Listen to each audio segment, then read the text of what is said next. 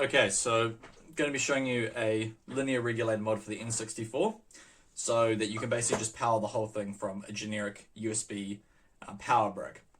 So just drawn this simple diagram to illustrate what the N64 normally looks like in terms of how it gets its power, and then what the mod does. So at the top, this is the normal N64. You have your 240 volt that goes into the proprietary power brick, and then that power brick outputs 12 volt and 3.3 volt. Now, the 12 volt rail can do up to 0.8 of an amp, and the 3.3 volt is rated up to 2.7. So this will help you understand what happens with the rest of it. So that 12 volt goes in to the console, and then inside the console there's a linear voltage regulator, and that regulator drops it down to 5 volt. So the remaining 7 volt is just dumped as heat. So that's how a linear voltage regulator works. It just takes basically the input and it just dumps what you don't want as heat. So you get the 5 volt out, and that 5 volt goes to a DAC. And that is the only thing that happens with this 12 volt rail. Immediately goes to linear voltage regulator, and then 5 volt goes to DAC. The 3.3 volt rail, however, goes in, and it powers basically everything else. So almost everything that's happening in the console comes from the 3.3 volt regulator. Or sorry, with the 3.3 volt rail that's coming out of this power brick. And it's rated up to 2.7 amps. So that gives you an idea that, most of what's going on is coming from here. Now, this is kind of a pain because if the stock power brick breaks, you can replace them with special PCBs that basically just overhaul the whole thing into a DC setup where you can have 20 volts going in, and then it will give you your 12 volt and 3.3, and it will plug straight into the back of the console. Those are nice, and they're probably the easiest solution for most, but it kind of seem unnecessary to me because there's a different way of doing it, and you don't have to buy a custom PCB that plugs into the factory port, because obviously this brick is proprietary and the port that plugs into the console is proprietary. So you have to have a PCB that just replaces that, which costs money, and they make sense, but they cost more money, and I didn't want to do it that way. So I came up with this, where instead what you're doing is you're going to take a regular USB power brick that everyone has lying around. You need it to be about 2 amp rated. I used the 3 amp one, but when I actually measured the current, it's like 2 amp. So it's like 1.8. So if you've got a 2 amp minimum 5 volt USB power brick, that'll work, okay? Which there's many of them out there. And obviously they just give you 5 volts.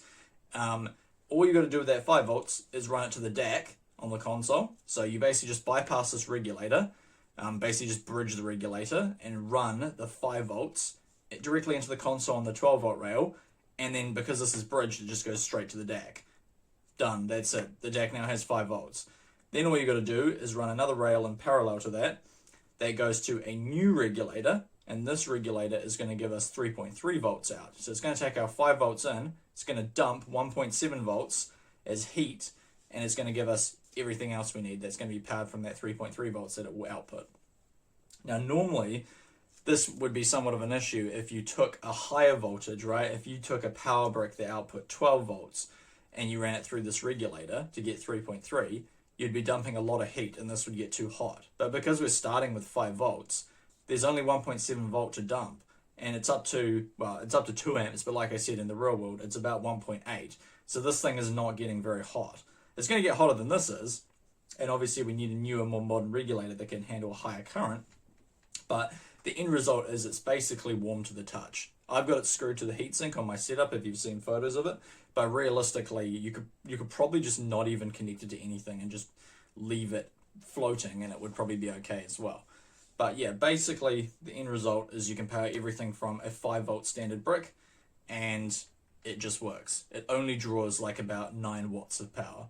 So you can get rid of all this special dual rail power stuff, and you can just replace it with a simple 5 volt in, and then you got to do some modifications on the inside, obviously, to add in this regulator and do all the wiring, but it's not too difficult. And once you do it, you end up with a console that just has a standard DC barrel jack, and all you do is just input 5 volts to that, and then everything else is taken care of, and you don't need this special brick, and you just ignore the factory plug that this plugs into.